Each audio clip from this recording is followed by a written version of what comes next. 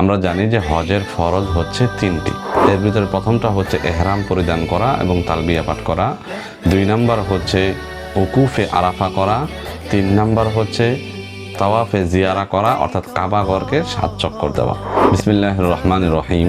2026-এ যে সমস্ত হাজী সাহেবগণ হজ পালনের উদ্দেশ্যে মক্কা মদিনায় আমরা যাচ্ছি, আমরা সকলেই একটা জিনিস খেয়াল করব, যেহেতু এটা আমার আপনার ফরজ হজ, অনেক টাকা ব্যয় করে আপনি গিয়েছি, আমার হজটা যেন অবশ্যই শুদ্ধ হয়, সুন্দর হয়, যেভাবে আল্লাহ এবং তার রসুল বলেছেন সেইভাবে হয়। এই জন্য আমার আপনাকে কিছু বিষয় জেনে রাখতে হবে।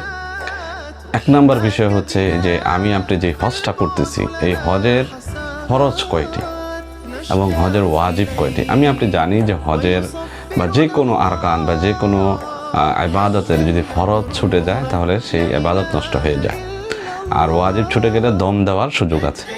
তো আপনার ফরজ যদি ছুটে যায়, যেন ছুটে না যায়, এজন্য আমাদের ফরজগুলো জেনে রাখতে হবে।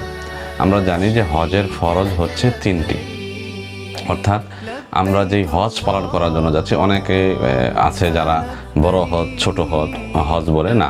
হজ যেটা সেটা হজ, আর যেটা আমরা উমরায় বলি সেটা উমরা। তো আমরা যারা হজে যাচ্ছি, হজের ফরজ হচ্ছে 3টি। 1 নাম্বার হচ্ছে এহরাম পরিধান করা, সাথে সাথে তালবিয়া পাঠ করা। এহরাম পরিধান করা, সাথে সাথে তালবিয়া পাঠ করা। 2 নাম্বার হচ্ছে আরাফায় অবস্থান করা, উকুফে আরাফা যেটাকে বলে, আরাফায় অবস্থান করা। আরেকটা হচ্ছে তাওয়াফে জিয়ারা করা, অর্থাৎ 3টা ফরজ।